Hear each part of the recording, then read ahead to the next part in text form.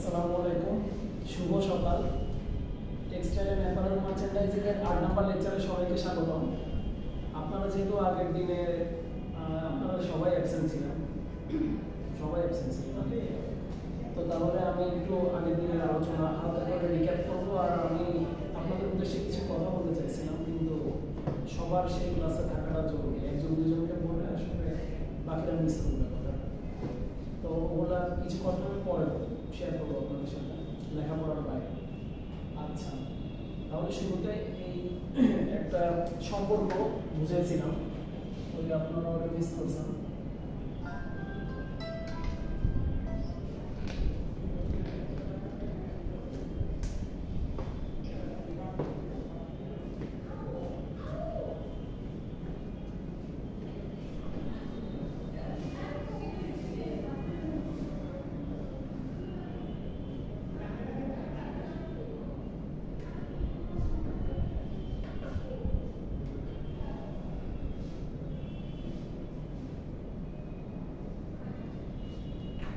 আচ্ছা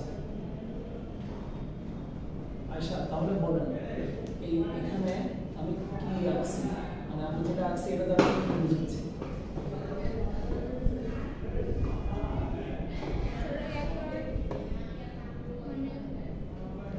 মার্চেন্ডাইজার আর মার্চেন্ডাইজটা মানে মার্চেন্ডাইজিং। আচ্ছা, আমি একটু সহজ করি। না, ইনপুট বলা যাবে না, কিন্তু এটা হচ্ছে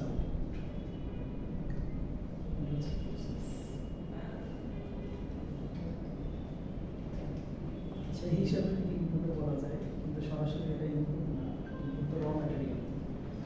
আমি একটু সহজ করি। মার্চেন্ডাইজার বাংলা কি?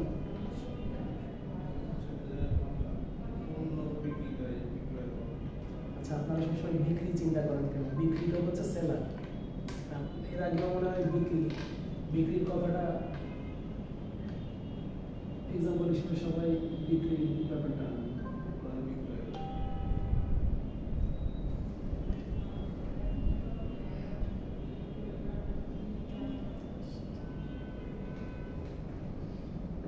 স্ক্রিনে আসতেছে।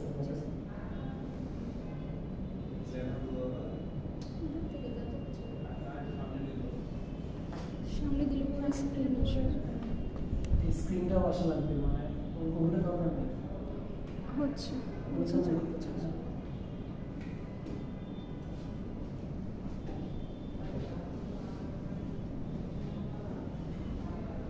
আচ্ছা, ইউটিউবে ইনফ্লুয়েন্সাররা ভিডিও শেষে বা মাঝখানে যে বলে যে আমার নতুন মার্চেন্ডাইজ অ্যাভেলেবল হয়েছে, এই কথাটা শুনছি কে? অনেক শুনি। যেমন কিছু ফালতু ইউটিউবারের নাম বলেন যাদের ভিডিও আপনি দেখেন বা পছন্দ করেন। রাফসান কি মার্চেন্ডাইজ সেল করে? হ্যাঁ, এই জাস্টিস নামের একটা রাফসান মানে ব্লু না আর জাস্টিস নামের একটা হুডি টাইপের।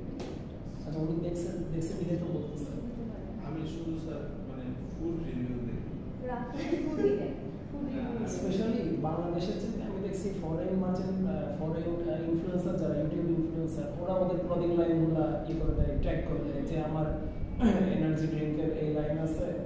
এটা এনার্জি ড্রিঙ্ক তো আর স্টক লিমিটেড না। তারপরে ক্লদিং তাহিদ আফ্রিদি শো অফ নামে একটা তাহিদ আফ্রিদি নিজের ব্র্যান্ড আছে।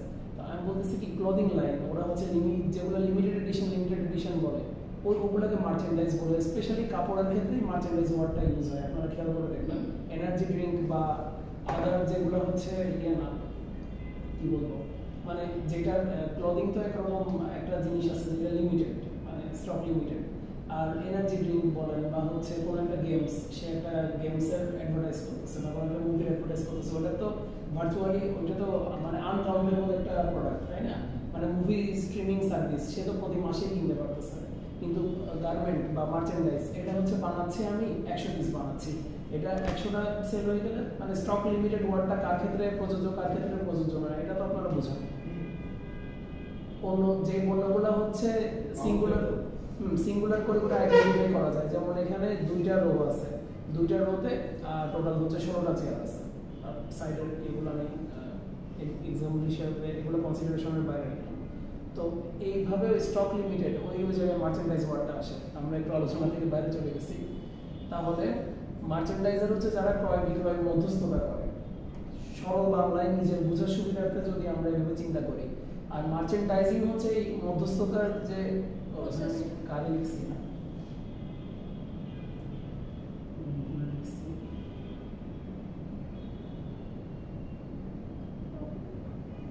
এটা হচ্ছে প্রসেস, এটা হচ্ছে প্রক্রিয়া মার্চেন্ডাইজিংটা।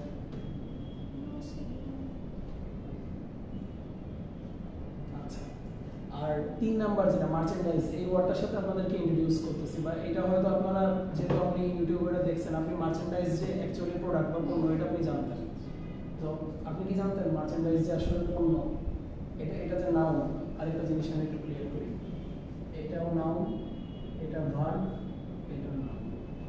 মার্চেন্ডাইজার একজন ব্যক্তি, আর মার্চেন্ডাইজ হচ্ছে একটা বস্তু, পণ্য, যে পণ্যটা মার্চেন্ডাইজার মার্চেন্ডাইজিং প্রক্রিয়ার মাধ্যমে জেনারেট করতেছে বা করাচ্ছে সিস্টেম দিয়ে। তো এখানে এই ফ্লোচার্ট দ্বারা তাহলে কি বুঝতেছেন? আমি বলে দিচ্ছি, আপনারা বলেন এবার কি বুঝতেছেন। সময় বলেন। হ্যাঁ, এই ফ্লোচার্টটা জাস্ট এই যে 1 2 3 এটা দ্বারা আমি কি মিন করছি? স্যার মার্চেন্ডাইজার হচ্ছে স্যার কথাবার্তার মাধ্যমে একটা ডিলারে বা একটা প্রোডাক্ট, হ্যাঁ, এখানে আমি কি মিন করছি বোঝাচ্ছে। দেন 2 নাম্বারটা হচ্ছে মার্চেন্ডাইজিং, এটা হচ্ছে একটা প্রসেস, মানে এই প্রক্রিয়ার মাধ্যমে প্রোডাক্টটা তৈরি হচ্ছে। আর 3 নাম্বার হচ্ছে আউটপুট। স্যার মার্চেন্ডাইজার তৈরি হয়ে গেছে, প্রোডাক্টটা যে প্রক্রিয়ার মধ্যে যে শেষ হচ্ছে, হ্যাঁ, রেজাল্টটা হচ্ছে আউটপুট মার্চেন্ডাইজ। সোনা যেটা বলছে ঠিক বলছে না ভুল বলছে? স্যার মার্চেন্ডাইজার হচ্ছে যে মানে প্রসেস হচ্ছে প্রোডাক্ট হচ্ছে মানে বেচাকেনি করে। এই মার্চেন্ডাইজার কি করে যে প্রসেসের প্রোডাক্টটা বেচাকেনি করে সেটা হচ্ছে যে মার্চেন্ডাইজিং। হ্যাঁ, আর যে প্রোডাক্টটা সেটা হচ্ছে মার্চেন্ডাইজ। আয়শা কি বললো বলছেন? আপনি যেটা বলছেন আয়শা ওটার ইয়ে করছেন, বিরোধিতা করছেন। আপনি কি সেল করে সেটা না, এটার যে মার্চেন্ডাইজটা যে প্রোডাক্টটা তৈরি হয় সেটা বানানোর প্রক্রিয়ার মধ্যে ইনক্লুড থাকে। হ্যাঁ, অবশ্যই ইনক্লুড থাকে, কারণ সে তো যে অর্ডারটা নেয় মার্চেন্ডাইজার নিজে বেচা কেনা করতেছে না। আপনি আপনার কথা মনে হয়ে গেছে বেচা কেনা করতেছে, উনি ওটার রিবার্টাল দিচ্ছে, ওটার বিরোধিতা অর্ডার নেয়, সেটার ফুল প্রসেসটা স্যাম্পলটা নিয়ে বানানো, তারপরে প্রোডাক্টটা রেডি করা, পুরোটার মধ্যেই থাকে। সবাই বুঝতেছি আমরা, কিন্তু হয়তো বলার ক্ষেত্রে একটু কেনা বেচা মার্চেন্ডাইজার সরাসরি করতেছে না, সে এই প্রসেসটার মিডিয়েটর, মধ্যস্থতাকারী। বাংলায় আপনারা অনেক ওয়ার্ডে চিনেন, আমি মধ্যস্থতাকারী ওয়ার্ডটা ইউজ করতেছি এখানে। আচ্ছা, বা ব্রোকার টাইপের নাকি এরকম? ব্রোকার টাইপের? হ্যাঁ, ব্রোকার, এক্স্যাক্টলি ব্রোকার। ওর দালাল বেশ। আর মার্চেন্ডাইজিং এর সংজ্ঞা তো মনে হয় এটা আপনারা মিডে এগুলো ক্লিয়ার করছেন। এগুলো গতকালকের টপিক ছিল। ফাইবার সম্পর্কে বলি, একটা মার্চেন্ডাইজারের এই ফাইবারের ব্যাপারে নলেজ, মানে ফাইবার নিয়ে মার্চেন্ডাইজার কাজ করে। এই যে in other words merchandising denotes all the planned activities to make merchandise available taking into consideration the fiber. Merchandising denotes মানে হচ্ছে মার্চেন্ডাইজিং দ্বারা বোঝানো হচ্ছে all the planned activities, যেই পরিকল্পিত কাজের তালিকাগুলা, যেটার মাধ্যমে আমি পণ্যকে অ্যাভেলেবল করব, to make the merchandise available. সোজা বাংলায় মার্চেন্ডাইজিং এ এই 5টা আর ইয়ে করা হয়, 5টা আর মেনটেন করা হয়। 5টা আর কি রাইট প্লেস। তাহলে এটা রিডিং পড়েন অনেক পাওয়া যাচ্ছে।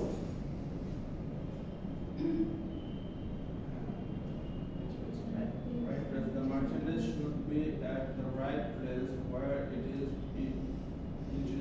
intended to be.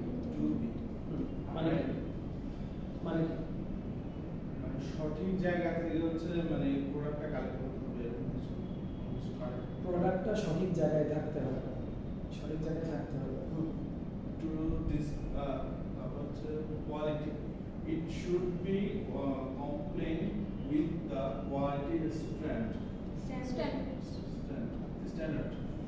Right quantity to dispatch right quantity of product what buyer customer ordered. Right cost. Quality দ্বারা কি বুঝছেন আর কোয়ান্টিটি দ্বারা কি বুঝছেন? কোয়ালিটিটা হচ্ছে যে মানে স্ট্যান্ডার্ড মেইনটেইন করতে হবে, মানে মানে কোয়ালিটির স্ট্যান্ডার্ডটা মেইনটেইন করতে হবে। আর কোয়ান্টিটি হচ্ছে যে বায়ার যে কি পরিমাণ দিছে বা কি পরিমাণ লাগবে সেটা হচ্ছে সেই অনুযায়ী আমাকে প্রোডাক্টটা তৈরি করতে হবে। Cost is the cost of the merchandise should be such that buyer customer is willing to pay for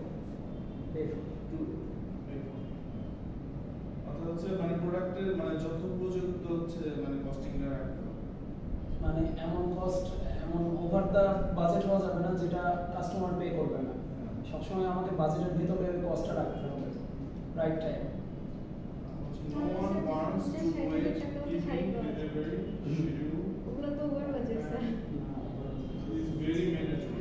right time হচ্ছে সঠিক টাইম হচ্ছে মানে ডেলিভারিটা করতে হবে। আচ্ছা 50-60 হাজারের শাড়ি এটা ওভার দা বাজেট না, না এটা বানাইতো কেন? তো ওটা বানাইতো না, এটার জন্য কনজিউমার আছে। আপনারা ডিজাইনারগুলো কেমনে সেল করে? যারা হচ্ছে এটা বিবিএর একটা টপিক, ঠিক আছে? প্রোডাক্ট বা পণ্য এটা কত প্রকার? পণ্য 8 প্রকারের হয়। আমি তো 2 মাস বিবিএতে ছিলাম, তো এটার 8 প্রকার আমার সবগুলো হয়তো এখন মনে নাই। তার ভিতরে একটা হচ্ছে luxury product, luxury item. Luxury আইটেমটা কি? লাক্সারি আইটেমটা হচ্ছে লিমিটেড এডিশন আইটেম। ওইটা বানানোই হয় বা ওইটা বাজারে, আচ্ছা সবাই একটু মনোযোগ দিন, যেটা বলতেছিলাম যে লাক্সারি প্রোডাক্ট, একটা প্রোডাক্টের প্রকারভেদ হচ্ছে লাক্সারি প্রোডাক্ট। এই লাক্সারি প্রোডাক্টটা বাজারে আনাই হয় যে ওইটা মানুষ কিনবে, ওইটা বায়ারকে মানে বায়ার কিনে ওটা শো অফ করবে, এই জন্য ওই প্রোডাক্টটা বাজারে আনা হয়। যেমন 15 লাখ টাকা দামের ছাগল, 15 লাখ টাকায় কয়টা গরু হবে? মানে ধরুন মাঝারি সাইজের গরু 1 লাখ 20,000 14টা। হ্যাঁ 14টা কেন? মানে হ্যাঁ 15% ডিসকাউন্ট দিবে 10টা। হ্যাঁ তাহলে তো 14টা ইয়া বলো। 1 লাখ টাকা 18-19টা কিনা যাবে, তো তাহলে সে 15 লাখ টাকা দিয়ে ছাগল কেন কিনবে?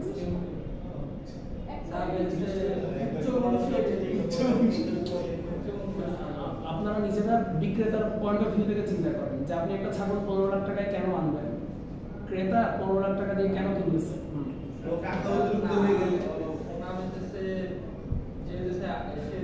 সবার কাছে পরিচিত হইতে চায়, আমার কাছে এইরকম দামের জিনিসও আছে, আবার তাকে মানে সবাই যাতে চিনে ব্র্যান্ড ভ্যালু বাড়ায়, তার নিজের ব্র্যান্ড ভ্যালু বাড়ে যায়, তাই তো? ওইটাও চিন্তা করতে হবে যে ব্র্যান্ড ভ্যালু বাড়ানোর সময় আমি যাতে ওটা কন্টেইন করতে পারি, এই জন্য একটা ওয়ার্ড সব জায়গায় আসে, এই যে এসডিজি। এসডিজি জিনিসটা শুনছেন? এসডিজি শোনার কথা, এখন সরকার এসডিজি নিয়ে কাজ করতেছে। হ্যাঁ, তারপর ডিমান্ড ডেভেলপমেন্ট গোলস।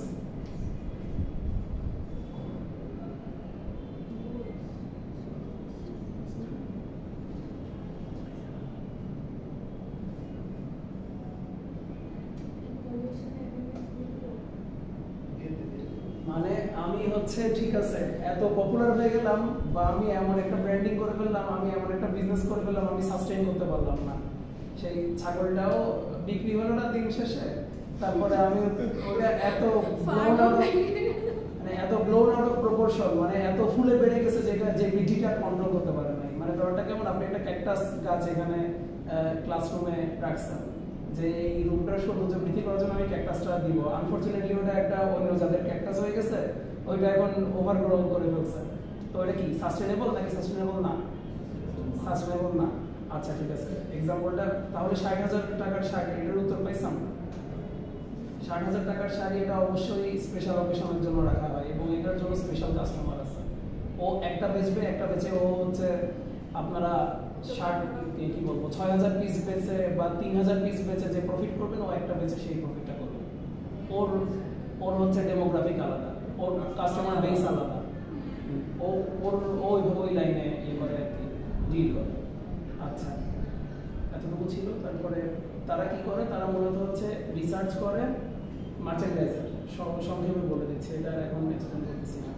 প্ল্যান করে, প্রডিউস করে, প্রমোট করে, ঠিক আছে? এইটা তোমার আগে আপনি কি আগের দিন ক্লাসে ছিলেন? না, পরীক্ষার সময় আমি- স্লাইড আমি ওই আপনারা নতুন আসছিলেন মানে আজকে এটা মিস করছেন বলে এটা আমি এতক্ষণ রিক্যাপ করলাম। এবার নতুন জায়গায় আসতেছি, এইখান থেকে এগিয়ে হয় নাই, নিজে এখান থেকে কোশ্চেন হয় নাই। এটা নতুন চ্যাপ্টার একবার বলতে পারবো। আচ্ছা সবুজ তো সবুজের আছে ফার্স্ট ক্লাস। সবুজ এখান থেকে বিল করে দেখছো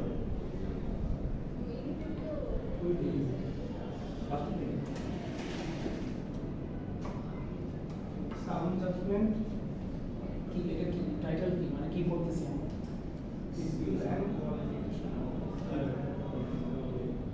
skill and qualification required of merchandiser. That is sound judgment, Decisiveness and maturity. ability to copy under Cope under pressure. আচ্ছা সাউন্ড জাজমেন্টটা কি বোঝাচ্ছে? sound সাউন্ড নিয়ন্ত্রণ সাউন্ড মানে কি? শব্দ শব্দ ছাড়া এখানে আরেকটা অর্থ আছে, সাউন্ড বডি সাউন্ড মাইন্ড। এরকম হচ্ছে আপনারা ওই আর্লি রাইজিং এ এই একটা লাইন পড়ার কথা যে আর্লি রাইজিং ইজ এটা তো ঠিক আছে যে আর্লি রাইজিং ইজ বেনিফিশিয়াল বা is essential for a sound mind and a sound body. Sound মানে সুস্থ। এখানে সাউন্ড জাজমেন্ট মানে আপনার হচ্ছে ভালো জাজমেন্ট। হ্যাঁ, সাউন্ড মানে হচ্ছে ভালো মানে কি প্রখর হতে হবে, আপনার চিন্তাধারা প্রখর হতে হবে। জাজমেন্ট যেমন মাঝে মাঝে আপনি আপনার একটা ছাতা দরকার, আপনি এখন দোকানে ছাতা কিনতে যাবেন, তো এই ছাতা কিনাটাও আপনার হচ্ছে সাউন্ড জাজমেন্ট যদি না হয় ওইটাতে আপনি ঠকবেন। আমি এক্সপিরিয়েন্স থেকে বলতেছি, আমি ওই সাউন্ড জাজমেন্ট করি নাই, আমি ছাতা কিনে ঠকছি আবার আপনার তো হ্যাঁ ঠকে আমি আরেকটা ছাতা কিনছি, তো ওখানে আমার সাউন্ড জাজমেন্ট ছিল না। স্যার সাউন্ড জাজমেন্ট এটা টেক্সটাইলের সাথে কি রকম রিলেটেড এটা বুঝতেছি। সাউন্ড জাজমেন্ট তো সবকিছু একজন মার্চেন্ডাইজারের মানে কি কি স্কিল থাকবে? সাউন্ড জাজমেন্ট মানে আপনার সুস্থ চিন্তাধারা মানে চিন্তাধারা করার সঠিক ক্ষমতা। ও আচ্ছা এটা তো সব জায়গায় রিলেটেড, এটা রিলেটেড না কোন জায়গায়। তারপর ডিসাইসিভনেস এন্ড ম্যাচুরিটি, এটা কি? সঠিক সিদ্ধান্ত নেওয়া এবং হচ্ছে মেজরিটি তো আর কি ম্যাচুরিটি মানে হচ্ছে যে জায়গায় আপনাকে লজিক্যালি চিন্তা করতে হবে, ইমোশন দিয়ে চিন্তা করা যাবে না যে হইতেই পারে আমার ব্ল্যাক পছন্দ, তাই বলে আমি হচ্ছে প্রোডাক্ট লাইন টোটালটা ব্ল্যাকের উপর বেস করে করতে পারবো না। পার্টিকুলারলি যখন গরম, মানে গরমে তো হোয়াইটের আলাদা একটা চাহিদা থাকে, বা আপনি যদি সিজন ওয়াইজ বুঝাইছিলাম, তো এটাই ম্যাচুরিটি বলতে এখানে ওটা বোঝাচ্ছে যে লজিক্যালি চিন্তা করতে হবে, ইমোশনালি চিন্তা না করে। তারপরে এবিলিটি টু কোপ আন্ডার প্রেশার, এই যে আপনারা স্টুডেন্ট লাইফে মূলত আপনাদেরকে ডিসিপ্লিন আর প্রেশার নেওয়া শেখানো হয়। আচ্ছা তারপর সবুজ তো ভুলে গেছে ও করতেছিল। তারপর 4 নাম্বারটা কি?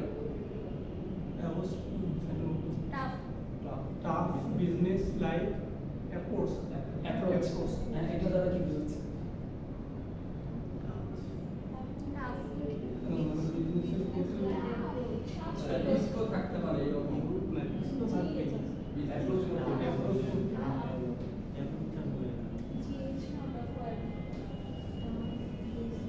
এটা কি কেউ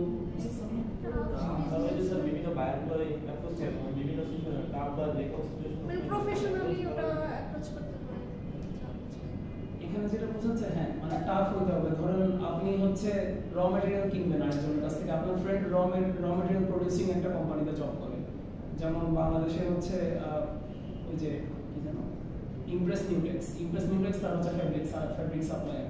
আপনি একটা আরএনজিতে রেডিমেড গার্মেন্ট ইন্ডাস্ট্রিতে জব করতেছেন, আপনার ফ্যাব্রিক লাগবে, তো ওখানে ইয়ে আছে কি বলে সবুজ জব করে হচ্ছে একটা গার্মেন্ট ইন্ডাস্ট্রিতে, নাম বলেন একটা গার্মেন্ট ইন্ডাস্ট্রি, ধরেন বেডটেক্সে গেছিলেন, আপনি বেডটেক্সে জব করেন, আর আপনার বন্ধু রিমন করে হচ্ছে ইমপ্রেস নিউটেক্সে। এবার আপনি তার সাথে যোগাযোগ করতেছেন ফ্যাব্রিক নেওয়ার জন্য, তো সে বন্ধু বলে সে একটু মানে কি বলবো সে হচ্ছে 20% বেশি দাম চাইলো, আপনি হচ্ছে এর চেয়ে 20% কম আপনার বাজেট, আপনি তো বন্ধু বলে তাকে ওটা ইয়ে করতে পারবেন না, আপনাকে বিজনেস মাইন্ডসেট থেকে চিন্তা করতে হবে। অবশ্যই স্যার, আর যেখানে কম পাবো সেখানে ভার্সিটি লাইফে মনে করেন আপনি অনেককে দেখতেই পারতেন না, বুঝে কিন্তু অনেক এমন কোম্পানি আসলে আছে দেখতে পারে না। সেটা আমি তো র্যান্ডমলি এক্সাম্পল দিচ্ছি না তো কিন্তু অনেক এমন একটা জায়গায় আছে অনেকে আপনাকে 10% ডিসকাউন্টে সে আপনাকে প্রোভাইড করতে পারবে জিনিসটা তো আপনি তখন কি বন্ধুর কাছ থেকে নেবেন না পরের মাসে আপনার জব থাকবে কাছের লোক ইমারে বেশি স্যার রিমোট শুনে রাখ। আচ্ছা তারপরে abstain absolute integrate integrity absolute integrity মানে কি সততা অ্যাবসলিউট ইন্টিগ্রিটি মানে নিজেকে সব থাকতে হবে নিজের জায়গায় ওই যে ওইটা এক্সাম্পলটা আগেটার সাথে রিলেটেড আচ্ছা তারপর এক্সেলেন্ট কমিউনিকেশন ইংলিশ আপনার কমিউনিকেশন স্কিল কেমন ভালো না স্যার হ্যাঁ তাহলে কি করতে হবে বাড়াইতে বাড়ানোর জন্য কি করতে হবে ইমপ্রুভ প্রচুর প্র্যাকটিস প্র্যাকটিস করতে হবে আচ্ছা আমার কাছে স্যার কমিউনিটি দিব আচ্ছা তারপর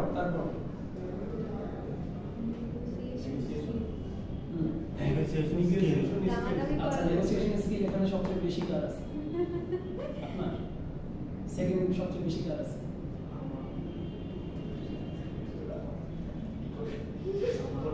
আপনারা বাট আমি একা থাকলে পারি অন্য কারোর সাথে থাকতে পারি না। Exactly. আমি একা থাকলে চলবে। জীবনে সবচেয়ে বেশি আমি স্যার সবাই সাথে থাকতে পারি স্যার একা থাকতে শাওয়ার মহিলা টাকা বাইক করে দিচ্ছি। ওই কিনতে যায় কোনো কিছু আরো মানুষজন ধরাই দেয় ওই তাহলে আপনাদের কিছু কেনার লাগলে আপনারা আয়শাকে টাকা দিয়ে দিবেন সে যেহেতু সবার সাথে পারে না সে একটা হ্যাঁ আমি একা গেলে রিল্যাক্সের সাথে থাকতে পারি। তো সে একটা আপনাদেরকে চার্জ করলে ওই চার্জটা তাকে দিবেন আর তাহলে সে ওই নেগোসিয়েশনের লাভটা তো হলো না। আমার যদি 10 টাকা কমাই হবে 20 টাকা চার্জ দিতে হবে না। এবার আমি একটা एग्जांपल দিই এটাই কিন্তু business like approach business like approach মানে কি সে অন্য কাউকে বলতেছে আমি অন্য কাউকে নিলে ভালো নেগোশিয়েট করতে পারি না তার মানে অন্য কেউ তার সাথে গেলে সে শিখাবে না সে অ্যাপ্রোচটা সে ওইটা বিজনেস ওইটা সে হচ্ছে মনোপলি ধরে রাখতে চায় মানে একচেটিয়া ব্যবসা করবে সে ওইটা নিয়ে একটা মার্কেট তৈরি করতেছে ঠিক আছে এইরকম চিন্তা ভাবনা বিজনেস আইডিয়া সাকসেস স্টার্টআপ শুরু করে দাও ওকে টাকা দাও। আচ্ছা আই ফর ডিটেইল এই ব্যাপারটাও আশা মানে আমি আন্দাজ করতেছি আপনারা হয়তো বুঝতেছেন আবার বুঝতেছেন আই ফর ডিটেইল মানে হচ্ছে যে আমি তাকাচ্ছি আপনাদের দিকে আপনারাও তাকাচ্ছেন আমার দিকে আমরা সবাই এই রুমে দেখতেছি কিন্তু এই রুমের ভিতরেও ডিসক্রিপেন্সি অনেকে হচ্ছে সারফেসে চিন্তা করে যারা মানে উপরে উপরে চিন্তা করে তারা এখানে কি ভালো কি খারাপ সাথে সাথে জাজমেন্ট করে দিতে পারে না আর আই ফর ডিটেইল যারা তারা হচ্ছে একটা প্রোডাক্ট এই একটা প্রোডাক্টের ভিতরে আরো কি কি ডিটেইল আছে বা কি কি ডিটেইল হওয়া পসিবল কি কি ল্যাকিংস আছে কি ভালো আছে ওগুলো সব জাজমেন্ট করে দিতে পারে তো নিজেদের ভিতর আই ফর ডিটেইল সবচেয়ে বেশি মানে খুঁতখুঁতে কে সবচেয়ে বেশি তারই আই ফর ডিটেইল সবচেয়ে ভালো আমিও এই তো মানে যারা একটু খুঁতখুঁতে হয় তারা হচ্ছে একদম রান্নার ক্ষেত্রেও যে খাবারটা একটু স্যার হ্যাঁ আমার বান্ধবী আছে ও অনেক খুঁতখুঁতে স্যার একটা ড্রেস কিন্তু আমরা 4 ঘন্টা ঘুরেছি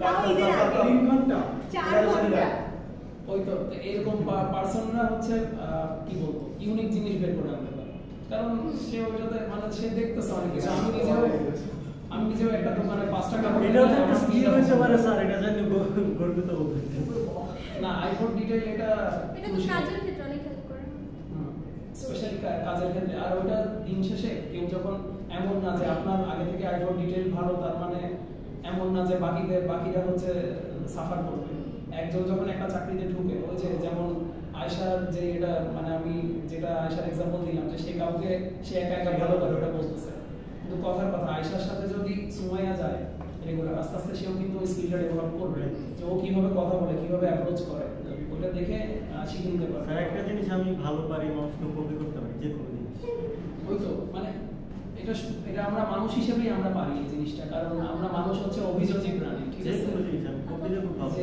চিন্তা করেন না আপনারা অনেকেই তো গ্রামে লেখাপড়া করছেন তাই না মানে গ্রামে বলতে ঢাকায় না নিজের জেলায় নিজের জায়গায় লেখাপড়া করছেন এখন কি ঢাকায় মানায় নিছেন না কারণ মানুষ অভিযোগী প্রাণী মানুষ কম বেশি সবাই এটা পারে যার মনোযোগ যেখানে সেটা ঠিকই ভালো করতে পারে আচ্ছা তারপর সবুজ আইফোন ডিটেইলের পর এক্সেলেন্ট নিউমেরিক্যাল স্কিল মানে কি?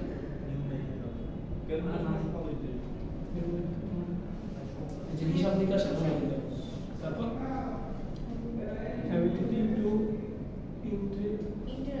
interpret interpret data and figure and make commercial distance based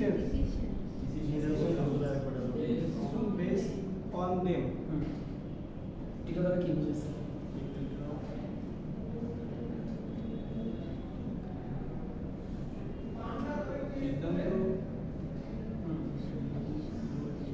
মানে গ্রাফ চার্ট এগুলো দেখতে হবে, গ্রাফ চার্ট দেখে সাথে সাথে কমার্শিয়াল ডিসিশন নেওয়া শিখতে হবে। এটা নিয়ে কোনো কনফিউশন আছে? একটু সুন্দর করে বোঝায় না। আচ্ছা, মানে সুন্দর করে বুঝে দিতে হবে। হ্যাঁ, মানে আপনি ধরেন কথার কথা গতবার দেখতে হবে যে আপনার নিট আইটেম কেমন সেল হয়েছে আর ওভেন আইটেম কেমন সেল হয়েছে। সচরাচর আপনারা ইয়েতে সারফেসে চিন্তা করে বলবেন যে শীতকালীন পোশাকগুলো কি নিট আইটেম বেশি হয় নাকি ওভেন আইটেম বেশি হয়? নিট ওভেন দুইটাই। ধরেন জ্যাকেট, পার্টিকুলারলি জ্যাকেট বা হচ্ছে স্যুট, এইটা এগুলো তো ওভেন। আর নিটগুলো সচরাচর নিট বলতেই বেশি বোঝানো হয় টি শার্ট, পোলো শার্ট এগুলো, আর হুডিও আছে। আর নিট হচ্ছে একটু কম দামি। তো আপনি যদি নিট আর ওভেনের অর্ডারের একটা তারতম্য দেখেন, আবার ঠিক আছে, কথা ঠিক আছে যে নিট ওভেন দুইটারই শীতকালীন পোশাক হয়, গ্রীষ্মকালীন পোশাক হয়। আপনি যদি পার্টিকুলারলি এখন আপনারা স্টুডেন্ট, আপনারা আপনাদের পয়েন্ট অফ ভিউ থেকে যদি চিন্তা করেন যে নিট আইটেম হচ্ছে, এখন আমি ডিসিশন নিব যে আমি হুডি আনবো। হুডি আনতে হলে আপনাকে আগে চিন্তা করতে হবে যে গত বছর হুডি কিনছে। কথার কথা, আপনি যদি আগে আপনার নিজের ডেমোগ্রাফি চিন্তা করেন, এগুলো কিন্তু ক্রুশিয়াল। ব্যাপারটা লেম লাগতে পারে চিন্তা করতে, মানে চিন্তা করলে যে যে আমার অনেক ফ্রেন্ড হুডি কিনছে। এখন অনেকে আছে শপহলিক। শপহলিক মানে হচ্ছে সে নতুন কাপড় দেখলেই ভালো লাগলে সে কিনে। আবার অনেকে আছে খুবই ক্যালকুলেটিভ মানুষ, আমি নাম ধরে বলবো না, এখানে আছে। শপহলিকও আছে, আবার ক্যালকুলেটিভ মানুষও আছে যে একজন হচ্ছে একটা জিনিস কিনছে, তাহলে সে ওইটার যে একটা ইয়ে আছে, লাইফ টাইম আছে ওই প্রোডাক্টের, ওই লাইফ টাইমটাও আগে ইউজ করবে ভালো মতো। একটা হুডি 2 বছর 3 বছর এমনিতেই চলে, মানে চালাতে পারবে যত্ন নিয়ে। তো সে তখন আর হয়তো নেক্সট ইয়ার হুডি কিনতে ইন্টারেস্টেড হবে না। আপনাকে ওরকম সিলেক্টিভ ডেমোগ্রাফি টার্গেট করতে হবে। আমার স্টুডেন্ট লাইফে আমি যখন ওই অ্যাপ্রোচটা নিয়েছিলাম, আমার যে ফ্রেন্ডরা দেখছি অনেকদিন নতুন কাপড় চাপড় কিনে নেই শীতকালে, তাদেরকে আমি হুডি বানাই আমি অ্যাপ্রোচ করছিলাম যে আমি তো হুডি আনতেছি, তো দেখ পছন্দ হয় কিনা। এবং সেই সব জায়গায় আমি হিটও করতে পারছি, 60 to 70% হিট করতে পারছি। তাহলে এটা আমি কি করলাম, মানে এখানে হয়তো গ্রাফ চার্ট পাই নাই, কিন্তু আমার ডাটা ছিল। আমি জানি আমার নিজের ইয়েতে, আমার নিজের ম্যাসে কোন কোন ফ্রেন্ডের হচ্ছে কাপড় লাগবে বা কাপড় কেনার চিন্তা ভাবনা করতেছে, তাদেরকে আমি গ্র্যাব করছিলাম। আমি এক্সাম্পল দিয়ে বললাম কি, এখন আপনি তো বড় বড় বড় ডিসিশন যখন নেবেন, আপনার ডাটা গুলো অন্যরকম হবে। আর কিছু বোঝানো লাগবে এই লাইনে? Good IT skill, good IT স্কিলটা কি? উপরে কম্পিউটার টেক সেভি হতে হবে আর কি। গুড আইটি স্কিল মানে আপনার এক্সেল, ওয়ার্ড, পাওয়ার পয়েন্ট এগুলোতে শার্প হতে হবে, নেট সার্ফিং এ শার্প হতে হবে, যে কোন জায়গায় কি ডাটা আছে এগুলো জানতে হবে। আপনার যদি বাংলাদেশের business tech garment related business বা রিলেটেড ডাটা লাগে, তাহলে আপনি কোন ওয়েবসাইটে যাবেন?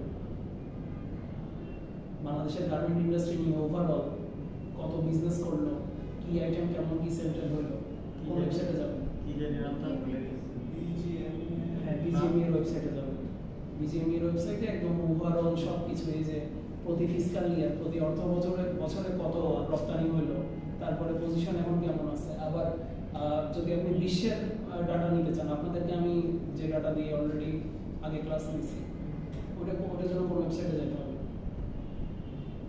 ওয়ার্ল্ড ট্রেড অর্গানাইজেশন, WTO ওয়েবসাইটে যেতে হবে। এইগুলো আপনার এই যে গুড আইটি স্কিল বলতে ওভারঅল সব নলেজ থাকতে হবে আর কি। HND কোয়ালিফিকেশন বা ডিগ্রি, ডিগ্রি মানে তো এই যে আপনারা এখানে ডিগ্রি নিচ্ছেন, একটা ডিগ্রি থাকতে হবে। আর HND কোয়ালিফিকেশন বলতে কি, অনেক আলাদা দেখবেন যে তারা নন টেকনিক্যাল মানুষ, কেমিস্ট্রিতে অনার্স মাস্টার্স করছে, তারপরে ওই বিকেএমই এর 6 মাসের একটা ট্রেনিং বা কোর্স করছে, বা বিজিএমই এর 6 মাসের একটা ট্রেনিং বা কোর্স করে ইন্ডাস্ট্রিতে ঢুকে গেছে। এরকম কি শুনছেন, দেখছেন? হ্যাঁ, বাকিরা চুপ, ওই জন্যই। আচ্ছা, বাকিরা হয়তো শুনে। সেলফ মোটিভেটেড তো যে কোনো কাজের জন্যই সেলফ মোটিভেটেড হওয়া লাগে। আর have the ability to rise to a challenge, যে আপনাকে একটা জিনিস দেওয়া হলো যেটা আপনি আগে করেন নাই, ওটা ঘাবড়ানো যাবে না, ওটা সবসময় মানে ওরকম চ্যালেঞ্জ নিতে হবে।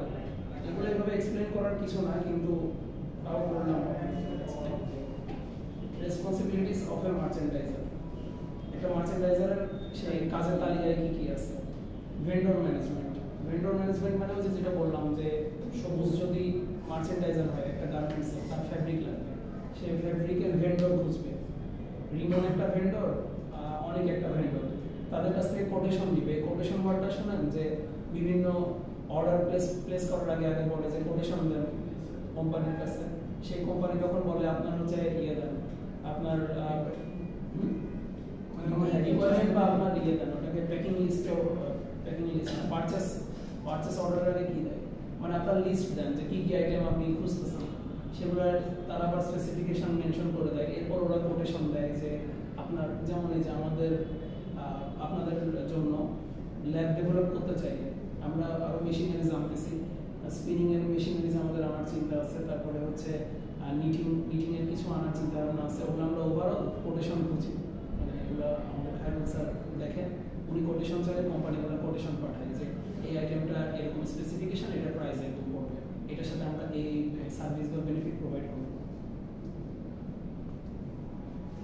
ওইরকম ভেন্ডর ম্যানেজমেন্ট।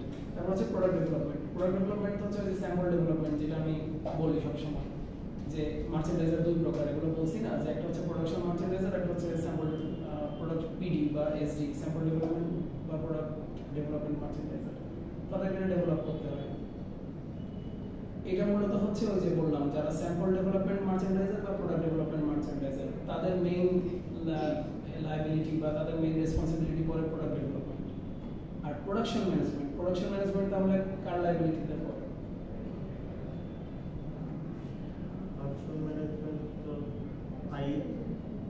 আই ঠিক আছে, যারা হচ্ছে প্রোডাকশন মার্চেন্ডাইজার। মার্চেন্ডাইজার ইন্ডাস্ট্রির ভিতর মার্চেন্ডাইজার দুই প্রকার, এটা তো বলছিলাম আশা করি।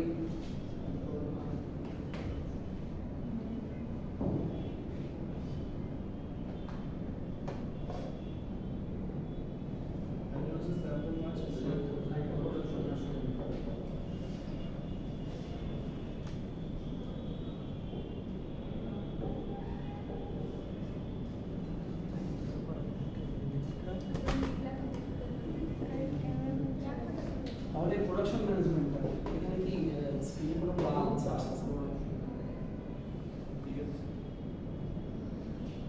আচ্ছা, এই প্রোডাকশন ম্যানেজমেন্টটা তাহলে মূলত কার দায়িত্বে পড়ে? যারা হচ্ছে বাল্ক প্রোডাকশন মার্চেন্ডাইজার, তাদের দায়িত্বে পড়ে। এটা ইন্ডাস্ট্রিতে তারা রোলস এন্ড রেসপন্সিবিলিটি ভাগাভাগি করে নেয়। আবার এই উপরের যেটা বলছে ভেন্ডর ম্যানেজমেন্ট, এটার জন্য কিছু ইন্ডাস্ট্রিতে আলাদা লোক আছে, তারা হচ্ছে সোর্সিং।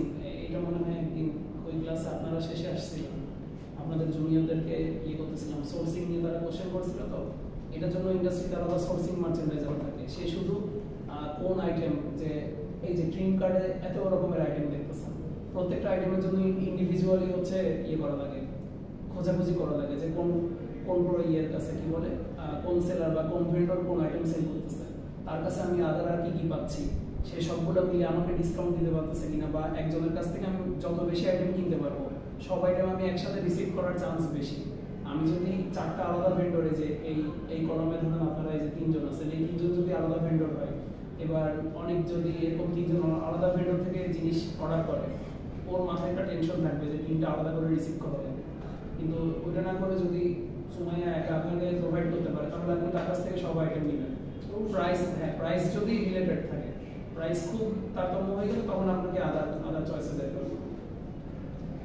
আর ইন্টারনাল কোলাবোরেশন, এটা হচ্ছে ওই যে আই ডিপার্টমেন্টের সাথে তাকে কোলাবোরেট করতে হবে যখন প্রোডাকশন ফ্লোরে যাবে, কাটিং ডিপার্টমেন্টের সাথে তাকে কোলাবোরেট করতে হবে, তারপরে শুরুতে তো স্যাম্পল ডিপার্টমেন্টের সাথে তাকে কোঅপারেট করতে হবে বা কোলাবোরেট করতে হবে। এইভাবে যতগুলো ডিপার্টমেন্টে যাবে, যেমন সবুজের ওই গেঞ্জিটাই, যদিও এগুলো এখন সিম্পলি বানাই ফেলে, জাস্ট এটা সাবলিমেশন প্রিন্ট করে বানাই ফেলে, কিন্তু এটা যদি আলাদা একটা এমব্রয়ডারি থাকতো আর বাকিটা তো প্রিন্ট, আলাদা যদি প্রিন্ট থাকতো তাহলে ওইটা আবার এমব্রয়ডারি ডিপার্টমেন্টেও যেত, প্রিন্টিং ডিপার্টমেন্টেও যেত।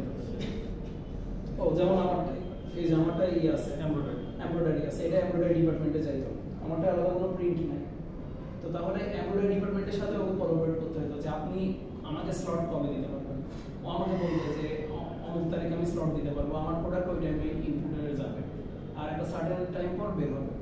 10,000 পিস ধরে নিচ্ছি এমব্রয়ডারি হতে টাইম লাগে, প্রত্যেকটা পিস যদি গড়ে 15 সেকেন্ড টাইম লাগে এমব্রয়ডারি হতে, মেশিনে যদি একসাথে 20টা ইয়ে করা যায়, এমব্রয়ডারি করা যায়, ওইরকম মেশিন যদি আমার 5টা থাকে তাহলে 5টা মেশিনে 20টা করে 100টা আমার গড়ে 15 সেকেন্ড লাগে। তো ওই অনুযায়ী ওরা ক্যাপাসিটির একটা ক্যালকুলেশন দিবে, ওরা আমাকে রাফ বলবে যে আপনি আমাকে মিনিমাম এটার জন্য 24 ঘন্টা টাইম দিতে হবে, বা ওই কোম্পানিটা যদি 2 শিফটে চলে তাহলে বলবে যে আমাকে মিনিমাম 2 দিন সময় দিতে হবে, তো এমব্রয়ডারির জন্য 2 দিন ওটা ধরা থাকবে। বা তখন মার্চেন্ডাইজার যদি দেখে যে ওর হাতে সময় কম, বলবে আমি 2 দিন দিতে পারবো না, আমি 1.5 দিন দিব, মানে 3 শিফট দিব, আপনাকে 3 শিফটের ভিতর করে দিতে হবে। এই হচ্ছে ইন্টারনাল কোলাবোরেশন। এই যে এটা ডিপার্টমেন্টের কোলাবোরেশন, হ্যাঁ, তো এক্সাম্পল দিয়েও বলা লাগবে না, এখানে সরাসরি আছে। মার্চেন্ডাইজার ভার্সেস মানে এটা উইথ, এখানে পিএস বলতে উইথ বোঝাচ্ছে, merchandiser with designer with product development. এগুলো পড়েন, এগুলো হচ্ছে নিজে তাহলে পড়ে দিন, এটা আমি তো বলে দিই। আচ্ছা, তাইলে আপনার যে একটা প্রোডাক্টের তৈরির 3টা স্টেজ আছে, 3টা ধাপ আছে, একটা হচ্ছে প্রি প্রোডাকশন, একটা হচ্ছে প্রোডাকশন, আর একটা হচ্ছে পোস্ট প্রোডাকশন। এই 3 সময় ডিফারেন্ট রোলস এন্ড রেসপন্সিবিলিটি থাকে মার্চেন্ডাইজারের। রোলস মানে রেসপন্সিবিলিটি বলতে জব, এখানে আবার জব বোঝাচ্ছে। প্রি প্রোডাকশনে কি কি থাকে, যে প্রোডাক্ট ডেভেলপমেন্ট করতে হবে এবং স্যাম্পলিং করতে হবে। স্যাম্পলিংটা আপনাদেরকে সামনে ডিটেইল পড়াবো, যে আমি বারবার বলি 15টা স্যাম্পল আসতেছে, এখন আগে আপনাদের ইয়ে করতেছি, মানে 15টা স্যাম্পল মধ্যে যে fit sample, size sample, size sample, এখন জাস্ট আপনাদেরকে এই প্রসেসটার সাথে ইন্ট্রোডিউস করতেছি। ইন্ট্রোডিউস করার পর ফ্লো কোন জায়গায় কোন ইয়েটা আসে, কোন জায়গায় কোন স্যাম্পলটা আসে, ওটা ইজিলি আপনারা বুঝতে পারবেন। আর ইন্ডাস্ট্রিতে গেলে তখন তো নিজের চোখে দেখবেন যে এই ফ্লোটা ফলো করে তারা। তাহলে প্রি প্রোডাকশনে কি কি আছে, যে স্যাম্পলিং হচ্ছে বিভিন্ন ধাপে। প্রথমে আসে হচ্ছে কাউন্টার স্যাম্পল বা বায়ার স্যাম্পল। একটা বায়ারকে আমি ইনভাইট করলাম, ইনভাইট করে তাকে আমি দেখালাম যে আমরা এই পার্টিকুলার স্যাম্পলগুলো রাখছি। সেদিন বায়ারকে আচ্ছা মতো অয়েলিং এর ব্যবস্থা করা হয়, সেদিনটা বায়ার দিবস। মার্চেন্ডাইজারের ফুল টাইম হবে বায়ারকে এন্টারটেইন করা আর তাকে কনভিন্স করা এবং তাকে হচ্ছে এন্টারটেইন করা এবং তাকে কোম্পানি দেয়, সঙ্গ দেয় পুরো দিন। তো এরপর ওই যে বিভিন্ন ধাপ, বায়ার স্যাম্পল হবে, বায়ার স্যাম্পলের পর হবে ফিট স্যাম্পল, ফিট স্যাম্পলের পর হবে size set sample, size set স্যাম্পলের পর হবে হচ্ছে রেড সিল বা ওটাকে কি বলে, রেড সিল বলে। রেড সিলের পর যাবে হলো গ্রিন সিলটা হচ্ছে PP sample, pre production sample. এরপর এই ডিউরিং যখন এরপর প্রোডাকশন শুরু হয়ে যাবে, প্রোডাকশনের ভিতর সেলস পারসন স্যাম্পল থাকে, তারপরে হচ্ছে কি বলে সেলস পারসন বললাম, ফটোশুট স্যাম্পল থাকে। এরপর প্রোডাকশনের শেষের দিকে যাবে হচ্ছে গোল্ড সিল, ওটাকে আবার টিওপি বলে, টপ অফ প্রোডাকশন স্যাম্পল, যেটা একদম ফাইনালি ও গোল্ড সিলটা যদি অ্যাপ্রুভ করে দেয় তারপরে আমি প্রোডাক্ট পাঠিয়ে দিতে পারবো, মানে শিপমেন্টের জন্য প্রোডাক্ট রেডি হয়ে যাবে। ওকে, এই গেল স্যাম্পলিং। কস্টিং এন্ড নেগোসিয়েশন, এটাও আপনাদের এই কি বলবো এই কোর্সের একটা গুরুত্বপূর্ণ দিক, যে কস্টিং এন্ড নেগোসিয়েশন নিয়ে এখানে কিছু ডিসকাশন হবে। কস্টিং এন্ড নেগোসিয়েশন এটা মনে হয় আপনাদের ইয়েতেও আছে, অ্যাপারেল 1 তো পান নাই, আপনারা অ্যাপারেল 2 তো করেন না, তাই না? অ্যাপারেল 2 বললাম না, অ্যাপারেল 2 তো এই কস্টিং এর কস্টিং ছিল, কস্টিং ছিল, এটা মনে হয় অ্যাপারেল টপিক ছিল না, অ্যাপারেল 4 এ আছে কস্টিং এন্ড নেগোসিয়েশন, অ্যাপারেল 1 এ বা 4 এ থাকার কথা, আমি চেক করতে হবে। যাই হোক, কস্টিং এন্ড নেগোসিয়েশন এখানে কিছুটা আলোচনা হবে। আর তারপরে এই যে পিপি অ্যাপ্রুভাল, প্রি প্রোডাকশন অ্যাপ্রুভাল, তারপর হচ্ছে কালার এন্ড ফ্যাব্রিক অ্যাপ্রুভাল, এগুলো কিন্তু ওই যে যেটা কোনো যদি কম্পোজিট ফ্যাক্টরি হয় সেখানে মার্চেন্ডাইজারেরও প্যারা বেশি থাকে। আর&ডি যারা আর&ডি নিয়ে আমি কোনোদিন কথা বলছি, রিসার্চ এন্ড ডেভেলপমেন্ট, হ্যাঁ বলছি, আর&ডি দেরও প্যারা থাকে। মানে একটা কম্পোজিট ফ্যাক্টরি হলে যে ফ্যাক্টরিতে সুতা কিনে আনা হয়, নিজে কাপড় তৈরি করে সেটা রং করে, ওইরকম ফ্যাক্টরিতে আপনার হচ্ছে কালার অ্যাপ্রুভাল যেটা, ওটাকে বলা হচ্ছে ল্যাব ডিপ। রোহিত স্যার মনে হয়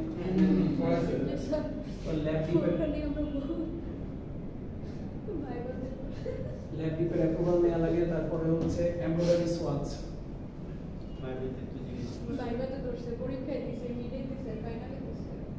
এটা খুবই গুরুত্বপূর্ণ একটা জিনিস।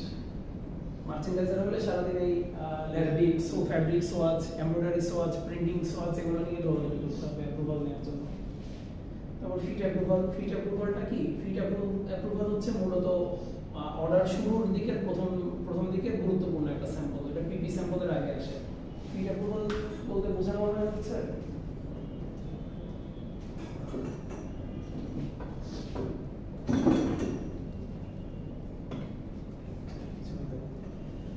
ফিট অ্যাপ্রুভাল বলতে যে এইটার নেক লাইন ঠিক আছে কিনা, এটার শোল্ডার ঠিক আছে কিনা, শোল্ডার ঠিক থাকার পর এটা স্লিভ ঠিক আছে কিনা, বাস্ট ঠিক আছে কিনা, বাস্টের পর ওয়েস্ট ঠিক আছে কিনা, ওয়েস্টের পর মেজারমেন্ট ঠিক করা। ফিট স্যাম্পলটা মূলত এই পারপাসে হয়। তাহলে আপনারা আমাকে এটা বলেন, সাইজ সেট স্যাম্পল আর ফিট স্যাম্পল এই দুটোর ভিতরে ফিটে আপনার কি সেম ফ্যাব্রিক হলেও হচ্ছে নাকি সেম ফ্যাব্রিক না হলেও হচ্ছে? ফিটে সেম ফেব্রিক না হলেও হয়, কিন্তু মানে ফিটটা হচ্ছে মানে যে বডি মেজারমেন্টটা ওটা পারফেক্ট হতে হবে। সেটা হচ্ছে মানে ওই মানে যে ফিটের অনুযায়ী হচ্ছে কোনটা স্মল হবে, কোনটা মিডিয়াম হবে, কোনটা এক্সেল হবে, ওইটা হচ্ছে মেজার করা। তো হ্যাঁ ওটা ঠিক আছে, সাইজ সেটটাও। আর ফিট স্যাম্পলে তাহলে এটা সেম ফ্যাব্রিক হইলে ভালো, কিন্তু most of the case same fabric manage করা যায় না। কি জন্য করা যায় না? আপনার একটা অর্ডার নিয়ে কথা চলতেছে বায়ারের সাথে, আচ্ছা এই জার্সিটা কত দূরে থাকবো, রিমোট পছন্দ করেন না স্যার, আমি তো পছন্দ করেছিলাম। আর্জেন্টিনা জার্সি পছন্দ করেন? আমরা আর্জেন্টিনা রক্তে আর্জেন্টিনা স্যার, এই যে ব্রাজিল, এই যে দুটো স্যার পছন্দ হয়েছে তো স্যার, রক্তে আর্জেন্টিনা। কালকে ওটা দুটো ব্রাজিল ছিল। আমি জানতাম না ব্রাজিল এটা ছিল। এই যে ব্রাজিল স্যার, আমি চেঞ্জ করলাম নাকি? আমি আর্জেন্টিনা কথা না বলে আচ্ছা স্যার ব্রাজিল এটা বুঝতে পারছি। আচ্ছা ঠিক আছে, এরপর যেটা বলতেছিলাম ফিট অ্যাপ্রুভালের কথা, তাহলে ওই জায়গায় আসলে মোস্ট অফ দ্য কেস ওখানে ফ্যাব্রিক ম্যানেজ করা পসিবল হয় না, কারণ মাত্র অর্ডার নিয়ে কথা চলতেছে। আমি একটা ফ্যাব্রিক অর্ডার দিলেও কতদিন লাগে আসতে? মোস্ট অফ দ্য কেস আমরা কি এরকম স্যাম্পলের ফ্যাব্রিকগুলো স্যাম্পলের জন্য যে অল্প করে কিছু অর্ডার দিচ্ছি, এখন তো আমি জানি না আমার কোয়ান্টিটি কত ফিক্স হবে। তো ওই ক্ষেত্রে একটা শিপমেন্ট কতদিন সময় লাগে? আর আমরা কি এয়ারে আনি এরকম জিনিসপত্র নাকি জাহাজে আনি? সব জাহাজ। তাহলে কতদিন লাগে? 45-30 এরকম তো লাগে। 22 থেকে 25 30 হতে পারে। ইন্ডিয়া থেকে আসতেও 22 দিন গড়ে ফ্যাব্রিক মানে যে কোনো কিছু, এটা ক্রিমও হতে পারে। আপনার তো একই প্রসেস প্রসিডিউরে ওই দেশের পোর্ট হয়ে আপনার দেশের পোর্ট হয়ে তারপর আপনার ইন্ডাস্ট্রিতে ঢুকবে, এর আগে আবার ওর ফ্যাক্টরি থেকে বের হবে জিনিসটা। পুরো প্রসেসটা আপনি অর্ডার প্লেস করার পর কতদিনের পর আপনি হাতে পাবেন? বাংলাদেশের তো হতে পারে। বাংলাদেশে হ্যাঁ বাংলাদেশে তো হতে পারে, কিন্তু ওই মোস্ট অফ দ্য কেস এগুলো বাংলাদেশে হয় না। আপনারা যদি ফ্যাক্টরি দেন তাহলে হতে পারে। এই যে এই ট্যাগ, কাগজের ট্যাগ, এই ট্যাগ পর্যন্ত চায়না থেকে আনা। এখানে আরেকটা ব্যাপার আছে, বাংলাদেশে এত গার্মেন্টস ফ্যাক্টরি তাহলে কি উৎপাদন হয়? না এখানে আরেকটা ব্যাপার আছে। ব্যাপারটা কি, মাঝে মাঝে বায়ার করে, মাঝে মাঝে না, এই যেগুলো আনা হয় সেগুলো বায়ারই বলে দেয় যে চায়নার ওই ফ্যাক্টরি থেকে আনতাম, ও নমিনেট করে দেয় যে তুমি ওই ফ্যাক্টরির সাথে মানে ওই ফ্যাক্টরি থেকে জিনিসগুলো কিনবা, আমি টাকা দিচ্ছি। এই জায়গায় আপনার নিজের যদি এগুলো তৈরি করার ইয়ে থাকে, সেটেলমেন্ট থাকে বা এস্টাবলিশমেন্ট থাকে, বা আপনার যদি কনফিডেন্স থাকে, ওগুলো দেখাই বায়ারকে কনভিন্স করা লাগে যে এখানে টাইম সেভ হবে, আর আমার টাইম সেভ হলে তোমার মানি সেভ হবে, প্রোডাক্ট তুমি সেম কোয়ালিটি পাচ্ছ বা বেটার পাচ্ছ। আমাদের এই জিনিসটাই বহুত দুর্বলতা আছে, বহুত গ্যাপ আছে। আমরা হচ্ছে এইসব জায়গায় মানে মেইন জিনিসটা কি, মেইন জিনিসটা হচ্ছে আপনাকে সেল করতে হবে, নিজেকে সেল করতে হবে, আপনার প্রোডাক্টকে সেল করতে হবে। আমাদের এই সবের উপর কি কোনো রেটিং দেয়? মানে রেটিং মার্চেন্ডাইজার ভালো বাই কোম্পানি ভালো, মার্চেন্ডাইজার ভালো হলে তার প্রোডাক্ট ভালো হবে, তার আইটেম এমনিই ভালো হবে। কিন্তু কথা হচ্ছে আর রেটিং দেয়া হচ্ছে ওই কোম্পানি কতটুকু বিজনেস করতেছে, এটাই রেটিং। আপনার যদি কোম্পানি প্রোডাক্ট খারাপ হয় তাহলে কি আপনার বিজনেস হবে? ওইটা অটোমেটিক আপনি মার্কেট থেকে আউট হয়ে যাবেন, কম করে বের হয়ে চলে যাবেন। আর বায়ার রেটিং দিবে কি দিবে না, মানে আপনার তো আসলে বায়ারের রেটিংও ম্যাটার করে না। মানে আপনার দরকার হচ্ছে কন্টিনিউয়াস বিজনেস। ও যেমন একটা পাঠাও সার্ভিস আমি নিলাম, ও জানে ও বাজে চালাইছে, ও তখন করলো কি আমার সামনে দাঁড়ায় যে আপনি একটু রেটটা করে দেন। ওর সামনে আমি খারাপ রেট, সৌজন্যতার খাতিরেও আমি দিতে পারলাম না খারাপ রেট, ওর সামনে আমি ভালো রেটে দিছি, কিন্তু তার মানে এই না যে আমি ওর উপর স্যাটিসফাইড। এটা ডিপেন্ড করতেছে আপনার বিজনেসের উপর। আর ওই বাঙালির ওই জায়গাটাতে কাজ করতে হবে যে তারা বিজনেস নিয়ে আসতে পারতেছে না। বিজনেস আনতে হবে, এই টাইপের প্রোডাক্ট তৈরি করে। আপনারা দেখবেন গার্মেন্টস সেক্টরে আরো যত ইনভলভ হবেন দেখবেন কত জায়গায় আমাদের স্কোপ আছে, কিন্তু আমরা মানে সিম্পল জিনিস, কিন্তু ওইটা আমরা ধরতেছি না, ধরতে হবে। আর যারা ধরতেছে, যারা ঢুকে, তারা ফল করে না। আমি তো বলছি যে এটা পাহাড়ে ওঠার মতো, আপনি যদি হাঁটেন তার মানে আপনি উপরে উঠবেন। মানে পাহাড়ে আপনি যদি সোজাও হাঁটেন, একটা উঁচু রাস্তা, এটা উপরে ওঠা হচ্ছে না। আর দাঁড়ায় থাকলে আস্তে আস্তে ওই অভিকর্ষণ ত্বরণ নিচের দিকে টানবে, দাঁড়ায় থাকা যাবে না। আচ্ছা, plan factory capacity and allocation. তো ওই যে আমি তো এক্সাম্পলের সাথে বলে দিলাম যে 10,000 পিস আমার যদি 100 পিস 15 সেকেন্ডে এমব্রয়ডারি হয়, 3 শিফট একটা এক্সাম্পল দিয়ে বললাম না। তো এই plan factory capacity and allocation, এটা প্রি প্রোডাকশন, এটা আগেই হিসাব নিকাশ করে ফেলতে হয়। প্রোডাকশনের সময় কি হয়, প্রোডাকশন এন্ড লাইন প্ল্যানিং। আমার দুইটা আইটেম আসছে, বা আমার একটা আইটেমই মানে একটা সেটে দুইটা আইটেম আছে, যে বাচ্চাদের হ্যাট আর বাচ্চাদের টি শার্ট। তো ওই হ্যাটটা আমি লাইন 1 এ দিয়ে দিলাম, টি শার্টটা লাইন 2 তে দিয়ে দিলাম। এটাই হচ্ছে এই যে প্রোডাকশন এন্ড লাইন প্ল্যানিং। এবং একসাথে আমার বের হয়ে ওইটা আবার লাইন 3 তে গিয়ে প্যাকিং হবে। আমি ওইভাবে অ্যারেঞ্জ করলাম পুরো সিস্টেমটা। ফ্যাব্রিক এন্ড ট্রিম সোর্সিং, আর এই যে সোর্সিং এর কথা তো বললামই, যে আপনি ভেন্ডর, তার ভেন্ডর ম্যানেজমেন্টের কথা তার রেসপন্সিবিলিটির ভিতর ছিল। তো এটা মার্চেন্ডাইজারের দায়িত্ব যে আমি অর্ডার প্লেস করতেছি, অর্ডার প্লেস করার পর আমি রিসিভ করতেছি। Fabric and trim sourcing. তারপর মেইনটেনিং রেকর্ডস মানে হচ্ছে আমি কোথায় কি করতেছি, আমার ওই যে ট্র্যাক থাকা লাগবে। ফ্যাব্রিক বুকিং সিমিলার জিনিস, ট্রিম কনফার্মেশন সিমিলার জিনিস। টেস্টিংটা অনেক গুরুত্বপূর্ণ একটা জিনিস মার্চেন্ডাইজারের জন্য।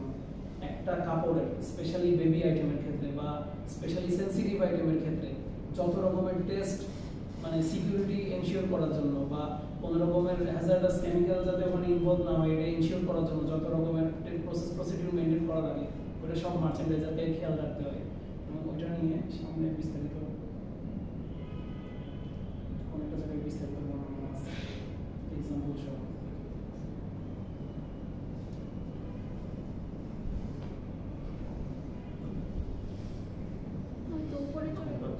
এই যে SGS, ইন্টারটেক, TUV, দেখা যাচ্ছে?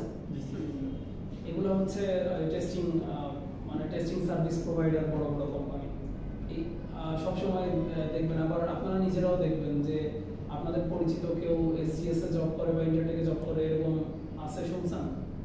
টেক্সটাইল ইঞ্জিনিয়াররা ওইসব জায়গায় যেতে পারে। এগুলো মাল্টিন্যাশনাল কোম্পানি, তো এবং এখানে অনেক সুবিধা আছে, জব ফ্লেক্সিবিলিটি আছে। ল্যাবে আপনার কাজ সপ্তাহে 5 দিন, বিভিন্ন রকম টেস্ট, যে আপনার নিজের কাপড়ে চিন্তা করেন, বাটনের জন্য পুল টেস্ট, তারপরে শ্রিঙ্ক ফ্যাব্রিকের জন্য শ্রিঙ্কেজ টেস্ট, তারপর কালার ফাস্টনেস টেস্ট। আর বাচ্চাদের জন্য যে কাপড়গুলো, ওই কাপড়গুলোতে আপনার যে বাটনটা যদি মেটালিক বাটন হয়, তাহলে ওখানে আয়রনের পার্সেন্টেজ কতটুকু, ব্রাশ বাটন হলে সেখানে কপারের পার্সেন্টেজ কতটুকু, ওগুলো সব লিমিট করে দেওয়া আছে। এই লিমিটের উপরে যেতে পারবে না। আমরা যে বিগটেক্সে গেছিলাম, ওখানে বাটনের একটা পেজে আছে ল্যাব টেস্টে, ওগুলোতে সব ইন্ডাস্ট্রিগুলোতে থাকে না, হ্যাঁ, যেগুলো ইন্ডাস্ট্রিতে থাকে ওগুলো ওর ইন্ডাস্ট্রি টেস্ট রিপোর্ট দিয়ে হয়ে যাচ্ছে। আর যে টেস্টগুলো থাকে না, যেমন আমাদের তো ওয়াশ টেস্ট করার জন্য দেখতাম, মানে আমাদের মধ্যে আমি যখন ইয়েতে ছিলাম, টাঙ্গাইলে ছিলাম, তা ইয়েতে সাউথ ইস্টে, ওরা দেখতাম স্পেসিফিক কিছু ওয়াশ, যেমন বাচ্চাদের আরেকটা হয় স্যালাইভাতে কালার ফাস্টনেস টু স্যালাইভা, ওই কেমিক্যাল মিক্সচার দিয়ে স্যালাইভা বানানো হয়, সেই স্যালাইভা দিয়ে কালার ফাস্টনেস টেস্ট করা হয়। আবার কালার ফাস্টনেস টু পার্সপিরেশন হচ্ছে ঘাম, কেমিক্যাল দিয়ে এরকম ঘামের মতো একটা লিকুইড তৈরি করা হয়, সেটা দিয়ে ফাস্টনেস টেস্ট করা হয়। তো ওই টাইপের সব এস্টাবলিশমেন্ট ইন্ডাস্ট্রিতে থাকে না। আচ্ছা, বোরিং লাগতেছে না? আজকে যে এডিং করা অনেক, তো এগুলা 5 মিনিট ব্রেক, 5 মিনিট ব্রেক বলতে এই পোস্ট প্রোডাকশনের পর এটা আজকে আমি মধ্যে পোস্ট করে দিচ্ছি। প্রোডাকশন ফলো আপ মানে এই যে কন্টিনিউয়াস যে খোঁজ খবর রাখাটা, যে আজকেরটা মিট হচ্ছে কিনা, এই 3 দিনে মিট হয়েছে কিনা টার্গেট, এক সপ্তাহে যে টার্গেট নিয়েছিলেন আপনারা ওটা মিট করতে পারছেন কিনা, হয় আইকে জিজ্ঞেস করবে বা প্রোডাকশন ডিপার্টমেন্ট থেকে ডাটাটা নিবে। কোয়ালিটি অডিট হচ্ছে প্রোডাকশন চলাকালীন এই যে factory certified auditor, FCA auditor দ্বারা ইয়ে করতে হয়। সেই অডিটর কি টেক্সটাইল ইঞ্জিনিয়ারিং হয় নাকি না? টেক্সটাইল ইঞ্জিনিয়ার প্লাস তার বহু বছরের ইন্ডাস্ট্রি এক্সপিরিয়েন্স আছে এরকম হতে হয়।